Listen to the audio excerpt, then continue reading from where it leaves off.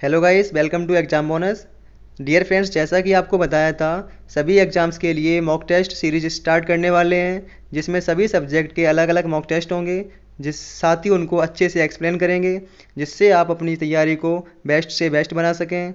दोस्तों, इसी सीरीज़ को स्टार्ट करते हुए आज हिंदी का पहला मॉक टेस्ट लेके आए हैं।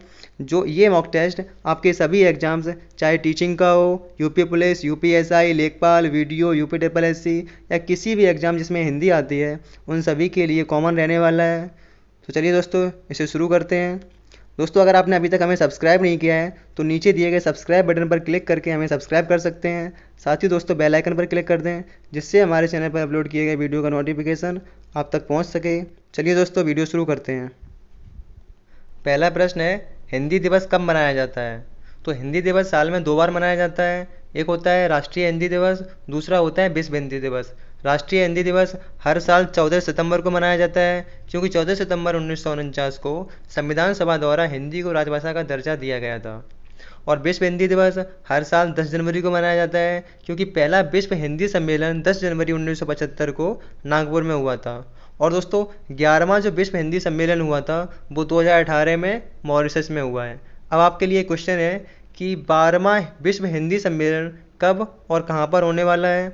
साथ ही दोस्तों, आपको ये बताना है कि वह कौन सा राज्य है जिसने हिंदी भाषा को आधिकारिक भाषा सबसे पहले चुना था। अगला प्रश्न है, आधुनिक भारतीय भाषा अवधी का विकास किस अपभ्रंश से हुआ है? दोस्तों, अवधी भाषा का विकास अर्धमागधी अपभ्रंश से हुआ है। आपको याद रखना है, अर्धमागधी अपभ्रंश से 3 भाषाओं का विकास हुआ है, जिसमें एक है अवधी, दूसरी बघेली और तीसरी छत्तीसगढ़ी है। इन्हें आप शॉर्ट में याद करना चाहें तो ABC करके याद कर सकते हैं। ए से अवधी, बी से बघेली, सी से छत्तीसगढ़ी। आगे बढ़ते हैं। निम्नलिखित में से ऊष्म व्यंजन कौन से हैं? दोस्तों, ऊष्म व्यंजन वे व्यंजन होते हैं जिनको बोलने से ऊष्मा का अनुभव हो। तो इसका आंसर होगा ऑप्शन नंबर बी, शा, शा, शाह और हा। ये ऊष्म व्यंजन होते हैं। और यारा लावा जो होते हैं ये होते हैं अंतस्थ व्यंजन। अगला प्रश्न है, निष्कपट का संधि विच्छेद है। दोस्तों, निष्कपट में पहले संधि कौन सी है आपको ये पता होना चाहिए। तो निष्कपट में विसर्ग संधि होती है, क्योंकि विसर्ग संधि का एक नियम है, विसर्ग से पहले छोटी ई या छोटा ऊ हो और विसर्ग के बाद में का, खा, टा, ठा, पा, फा, इन व्यंजन में से कोई भी व्यंजन हो तो विसर्ग के स्थान पर पेट फटा वाला आधा सा आ जाता है। तो दोस्तों, इसका आंसर हो जाएगा ऑप्शन नंबर सी, नी विसर्ग प्लस कपट। इससे बनता है निष्कपट। अगला प्रश्न है, निम्नलिखित में से अशुद्ध वर्तनी वाले शब्द का चयन कीजिए। दोस्तों, इसमें अशुद्ध कौन सा लिखा हुआ है आपको ये बताना है। तो यहाँ पर अध्ययन ये सही लिखा हुआ है, ऐसे ही लिखा जाता है। अंतर्दान भी ऐसे ही लिखा जाता है। उज्ज्वल भी ऐसे ही लिखा जाता है। लेकिन जो अंताक्षरी लिखा हुआ है ये गलत है, क्योंकि यहाँ पे अंत्याक्षरी होता है, यहाँ पे या निकल के आता है दोस्तों।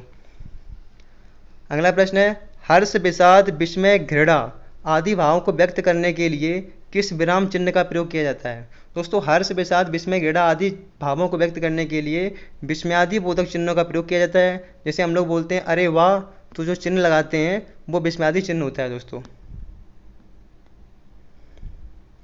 अगला प्रश्न है, शुद्ध वाक्य का चयन कीजिए। दोस्तों, इसमें शुद्ध वाक्य कौन सा आपको ये बताना है। तो पहला है, प्रत्येक व्यक्ति कविता कर सकते हैं। दोस्तों, यहाँ पर प्रत्येक व्यक्ति की बात की जा रही है, यानी कि हर एक व्यक्ति, एक एक व्यक्ति। जब एक एक व्यक्ति की बात की जाती है तो वहाँ पर जो क्रिया होती है वो एक वचन होनी चाहिए, लेकिन यहाँ पर बहुवचन दी गई है, इसलिए ये गलत है। ये वाला भी नहीं होगा। तो इसका आंसर होगा ऑप्शन नंबर सी, प्रत्येक व्यक्ति कविता नहीं कर सकता, क्योंकि यहाँ पर एक वचन क्रिया का प्रयोग किया गया है। अगला प्रश्न है, अज्ञेय का पूरा नाम है। दोस्तों, अज्ञेय का पूरा नाम है सच्चिदानंद हीरानंद बादशाहन अज्ञेय, और इनका जन्म हुआ था कुशीनगर में। इनकी जो महत्वपूर्ण कृतियाँ हैं वो एक है 1964 में, जिसके लिए उनको मिला था साहित्य अकादमी पुरस्कार। उसका नाम है आंगन के पार द्वार। ये अज्ञेय जी की एक कृति है। और ऐसी एक कृति और है उनकी, जिसके लिए 1978 में 14वां ज्ञानपीठ पुरस्कार मिला था, कितनी नावों में कितनी बार के लिए। अगला प्रश्न है, किसका उच्चारण हा की तरह होता है? तो दोस्तों, हा की तरह उच्चारण होता है विसर्ग का। संस्कृत में हा की तरह विसर्ग का उच्चारण होता है। जैसे लिखा होता है दोस्तों अंत, उसमें विसर्ग लगी होती है बिंदी, तो उसे पढ़ते हैं अंतहा। तो हा निकल के आता है, वही होता है विसर्ग। अब दोस्तों, बात करें अनुस्वार की, तो अनुस्वार क्या होते हैं? अनुस्वार व्यंजन होते हैं जिनका उच्चारण करने पर ध्वनि नाक से ज़्यादा निकलती है।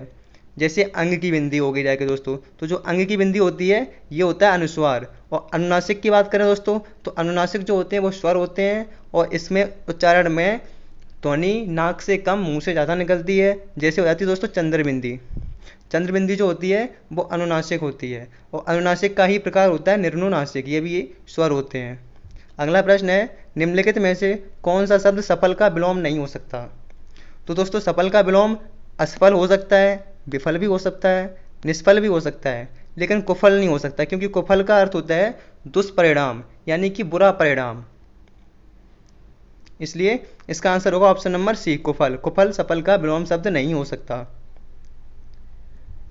अगला प्रश्न है, जिसके हृदय में ममता नहीं है। वाक्यांश के लिए एक शब्द है, जिसके हृदय में ममता नहीं है उसे बोलते हैं निर्मम।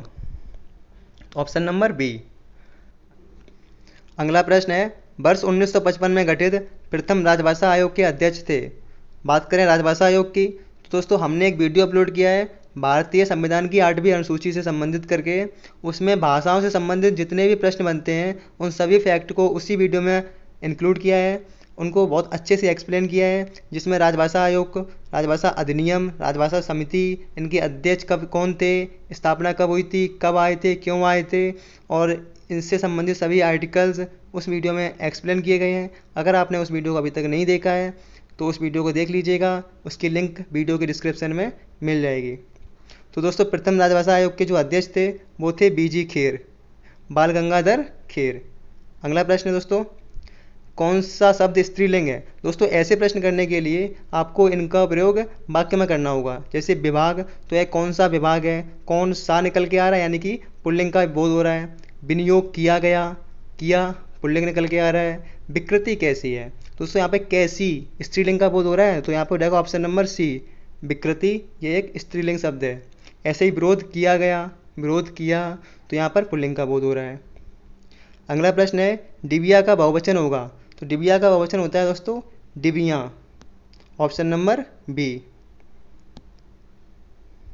वह कौन सा कारक है जहाँ से साधन के रूप में प्रयुक्त होता है? तो दोस्तों कर्ता ने कर्म को करण से, यहाँ पे करण कारक जो होता है उसमें से का प्रयोग होता है, और वो भी साधन के रूप में। ऐसे ही एक बार से का और प्रयोग होता है, वो होता है अपादान कारक में, लेकिन वहाँ पर से का मतलब होता है किसी चीज़ से अलग होना। अगला प्रश्न है, तमाशा कौन सा शब्द है? तमाशा जो है वो अरबी शब्द है। ऐसे ही और भी शब्द हैं, जैसे आदमी हो गया, औरत हो गया, दफ्तर हो गया, दुकान हो गया, नकल हो गया, ऐसे बहुत सारे शब्द हैं जो अरबी भाषा के हैं। आगे बढ़ते हैं दोस्तों, अगर आपको वीडियो पसंद आ रहा हो तो वीडियो प्लीज़ शेयर ज़रूर कर दीजिएगा, क्योंकि आपके शेयर करने से हमें मोटिवेशन मिलेगा और आपके लिए ऐसे ही अच्छे से अच्छे कंटेंट आने की कोशिश करेंगे। चलिए दोस्तों आगे बढ़ते हैं। जो कर्तव्य से च्युत हो गया हो, वाक्यांश के लिए शब्द होगा। तो दोस्तों इसका आंसर होगा ऑप्शन नंबर बी, कर्तव्य च्युत। ये तो आप खुद ही समझ गए होंगे। अगला प्रश्न है, किरकिरा होना मुहावरे का अर्थ है। तो किरकिरा होना यानी कि विघ्न आना, तो किरकिरा होने का अर्थ है विघ्न आना। Option number C. अगला प्रश्न है, तरडी का पर्यायवाची शब्द होता है। दोस्तों तरडी यानी छोटी के मात्रा वाला तरडी जो होता है उसका अर्थ होता है सूर्य। ऐसे ही अगर ड़ा पे बड़ी की मात्रा लगा हो तो वो होता है नाव का पर्यायवाची, और अगर ड़ा पे बड़ी ई के रा पे भी छोटे ऊ की मात्रा लगी हो तो वहाँ पर होता है युवती का पर्यायवाची। तो इसका आंसर होगा ऑप्शन नंबर ए, सूर्य। सूर्य का पर्यायवाची तरडी होता है। अगला प्रश्न है, आज भी भारत में श्रवण कुमार पैदा होते हैं। वाक्यांश में कौन सी संज्ञा है? तो दोस्तों यहाँ पे श्रवण कुमार पैदा होते हैं, इसका मतलब है कि ऐसे बच्चे पैदा होते हैं जो अपने माता पिता के आज्ञाकारी होते हैं, यानी कि उनकी जाति के बारे में बोला जा रहा है। तो ये हो जाएगा ऑप्शन नंबर सी, जातिवाचक संज्ञा। अगला प्रश्न है, कौन सा जोड़ा समरूपी भिन्नार्थक है? दोस्तों इनमें से कौन सा अलग अलग है? जैसे अनुचर नौकर एक ही बात हो गई, आदि अंत सेम है, अभिनय नाटक ये भी सही है। तो यहाँ पर अवधि जो होता है इसका अर्थ होता है समय, किसी विशेष समय के बारे में बात की जाए तो वहाँ पे अवधि होता है छोटी ई करके। और जो बात करें बड़ी ई की मात्रा वाली, ये अवधि, ये एक भाषा होती है जो कि अर्धमागधी अपभ्रंश से विकसित हुई है। अगला प्रश्न है, नेताजी ने कहा था तुम मुझे खून दो मैं तुम्हें आज़ादी दूंगा, में कौन सा चिन्ह लगा हुआ है? दोस्तों इसमें जो ये चिन्ह लगे हुए हैं ये चिन्ह कौन से हैं? तो दोस्तों इसका आंसर होगा ऑप्शन नंबर सी, उद्धरण चिन्ह, क्योंकि अल्पविराम चिन्ह होते हैं कॉमा करके, पूर्ण विराम होते हैं ये खड़ी पाई करके, विस्मयादि बोधक होते हैं खड़ी पाई में नीचे बिंदी रखी होती है। यदि इस रोग को आरंभ में ही काबू ना किया गया तो यह हो सकता है। इस खाली स्थान में आपको क्या भरना है? तो दोस्तों इसका आंसर होगा ऑप्शन नंबर ए, संक्रामक हो सकता है। अगर इस रोग को आरंभ में ही काबू ना किया गया तो यह क्या हो सकता है? संक्रामक हो सकता है। आगे बढ़ते हैं, अगला प्रश्न है निम्नलिखित में से सर्वनाम है। तो दोस्तों यहाँ पे सर्वनाम पूछा गया है। घर ये एक संज्ञा है, पहाड़ ये भी संज्ञा है, नाव ये भी संज्ञा है, सॉरी नदी ये भी संज्ञा है। यहाँ पे जो आप दिया गया है ये क्या है? ये सर्वनाम है जो कि संज्ञा के स्थान पर प्रयोग कर सकते हैं। अगला प्रश्न है कोई बच्चा नहीं खेलेगा। दोस्तों यहाँ पे बात हो रही है कोई बच्चा नहीं खेलेगा, तो कोई इसमें क्या है? कोई जो है परिमाणवाचक विशेषण है या गुणवाचक विशेषण है या सार्वनामिक विशेषण है या सर्वनाम है? दोस्तों कोई जो होता है वो सर्वनाम होता है, अनिश्चयवाचक सर्वनाम। कोई जो होता है वो सर्वनाम होता है, लेकिन जब वो संज्ञा के आगे प्रयोग हो जाता है तो वह एक सार्वनामिक विशेषण बन जाता है। सार्वनामिक विशेषण की परिभाषा है जब कोई सर्वनाम संज्ञा से पहले आ जाए तो वह सार्वनामिक विशेषण कहलाता है। तो इसका आंसर होगा ऑप्शन नंबर सी, सार्वनामिक विशेषण। अगला प्रश्न है जागना मूल रूप क्रिया का प्रथम प्रेरणार्थक रूप क्या होगा? दोस्तों प्रेरणार्थक क्रिया वे क्रिया होती हैं जब कर्ता काम स्वयं ना करके किसी और से करवाता है। और प्रेरणार्थक क्रिया दो प्रकार की होती हैं, प्रथम प्रेरणार्थक, द्वितीय प्रेरणार्थक। तो प्रथम प्रेरणार्थक होती हैं जिनमें मूल धातु या मूल क्रिया के बाद में आना जोड़ दिया जाए। तो जैसे यहाँ पर जागना है, इसमें आना जोड़ देंगे तो ये हो जाएगा जगाना। इसका आंसर होगा ऑप्शन नंबर ए। इसी प्रकार से द्वितीय प्रेरणार्थक होता है मूल क्रिया उसके बाद में बाना, जैसे जागना तो जगबाना, ऑप्शन नंबर बी। तो इसका आंसर होगा ऑप्शन नंबर ए, जागना। अगला प्रश्न है निम्न में से दंत ध्वनि है। तो दंत ध्वनि की बात करें तो पहले देखते हैं खा। जो खा है ये का वर्ग से आती है और ये कंठ से बोली जाती है। चा वर्ग से बोली जाती हैं, वो बोली जाती हैं तालु से। और जो फा है पा वर्ग में आता है, ये बोली जाती हैं ओंठ से। तो दोस्तों दंत की बात करें, ता वर्ग जो आता है वो दंत से बोला जाता है, जिसमें ता, था, दा, धा, ना और ला और साथ ही दोस्तों होता है शा, ये बोले जाते हैं दंत से। तो इसका आंसर होगा ऑप्शन नंबर सी, ला। अगला प्रश्न है सौम्य शब्द का विलोम है। दोस्तों सौम्य का विलोम बताना है। तो सौम्य का विलोम जो होता है वो होता है उग्र। इसी प्रकार से सौभाग्य का होता है दुर्भाग्य, शत्रु का होता है मित्र और दुराशय का होता है सदाशय। अगला प्रश्न है संविधान के किस अनुच्छेद में हिंदी को राजभाषा तथा देवनागरी लिपि को स्वीकार किया गया है? तो दोस्तों हिंदी को राजभाषा का दर्जा दिया गया है, वो आर्टिकल 343 में लिखा गया है। अगला प्रश्न है इसमें आपको क्या करना है दोस्तों, एक सही वाक्य का निर्माण करना है इन सभी चीज़ों को एक क्रम में मिला करके। जैसे आप सबको धोखा दे सकते हैं पर, आप सबको धोखा दे सकते हैं पर खुद को नहीं दे सकते। आप खुद को धोखा दे सकते हैं पर वक्त को नहीं दे सकते। तो दोस्तों यहाँ पे निकल के आ रहा है रा, उसके बाद में आ रहा है वा, फिर आ रहा है ला और फिर आ रहा है या। तो ये हो जाएगा जाकर के ऑप्शन नंबर डी, रा, वा, ला, या। आप सबको धोखा दे सकते हैं, खुद को नहीं दे सकते। आप खुद को धोखा दे सकते हैं, वक्त को नहीं दे सकते। तो दोस्तों निकल के आ रहा है आप सबको धोखा दे सकते हैं, खुद को नहीं दे सकते। आप खुद को धोखा दे सकते हैं, वक्त को नहीं दे सकते। तो इसी तरह दोस्तों आज का मॉक टेस्ट कंप्लीट हुआ। दोस्तों अगर आपको वीडियो पसंद आया हो तो इस वीडियो को लाइक कर दीजिएगा, चैनल को सब्सक्राइब कर लीजिएगा, साथ ही बेल आइकन पर क्लिक कर दीजिए जिससे हमारे चैनल पर अपलोड किए गए वीडियो का नोटिफिकेशन आप तक पहुंच सके।